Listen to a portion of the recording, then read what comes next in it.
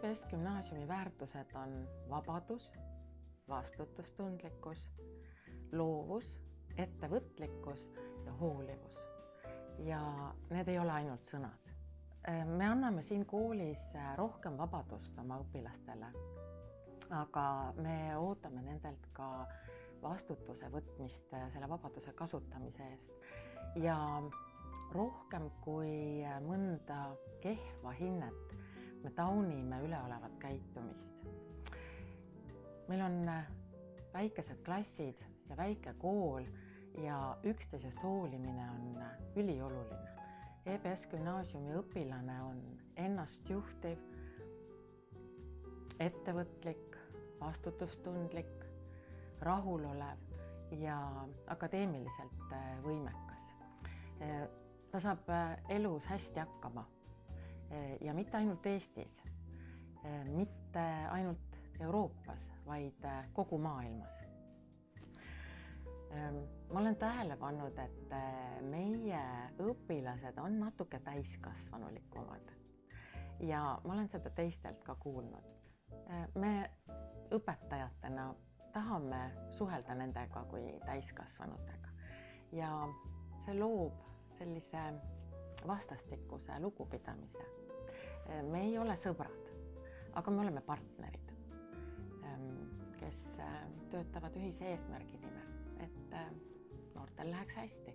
Noored alustavad meil 10. klassis nii-öelda puhta lehena. Tulevad erinevate koolikultuuridega ja peavad nüüd hakkama kohanema meie kultuuriga, hakkama seda omaks võtma. Ja nii nad siis otsivad algul oma kohta. Vajavad rohkem tähelepanu ja suunamist, aga 11. klassis siis on juba see meie tunne. Ja 12. klassis, no vot siis nad on juba täitsa epsikad. Julged, ettevõtlikud, aga samas hoolivad. Ja nad on koolist kaasa saanud sõbrad kogu eluks, keda tulevikus saab usaldada. Me ei tea, mida tulevik toob ja milliseid erialaseid oskusi neilt tulevikus töös vaja läheb. Me ei tea isegi, millised erialad selleks ajaks alles on, kui nad kooli lõpetavad. Küll aga me teame, milliseid üldoskusi ja pädevusi neilt oodatakse nii töövõtjatena, tööandjatena kui ettevõtjatena.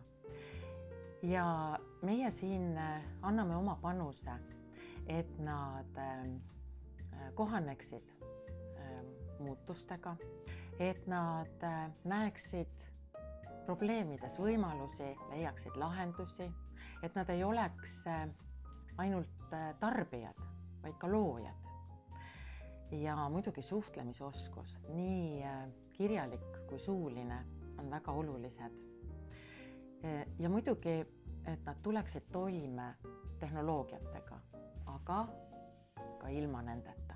Minu ülesanne on luua keskkond, kus õpilased tahavad õppida ja õpetajad tahavad aidata neil õppida. Ja ka uuringud näitavad, et õpilaste heaolu käib käsikäes nende akadeemiliste tulemustega. Minu mõte on see, et ole lahke, aga ole nõudlik ja sihikindel. Minu jaoks on oluline, et nii õpetajate toas kui ka klassiruumis tekiks sünergia ja ühine hingamine ja et kõik oleksid valmis panustama ühise eesmärgi nimel.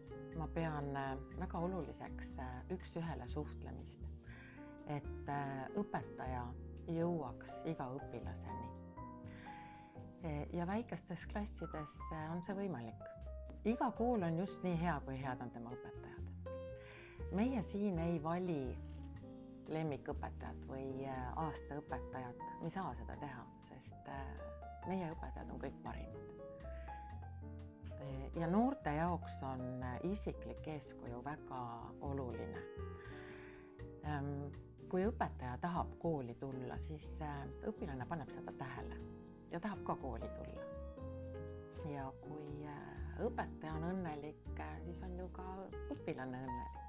Ja kui õpilane õnnelik, siis on ka lapsevanem õnnelik. Kõik on omavahel seotud.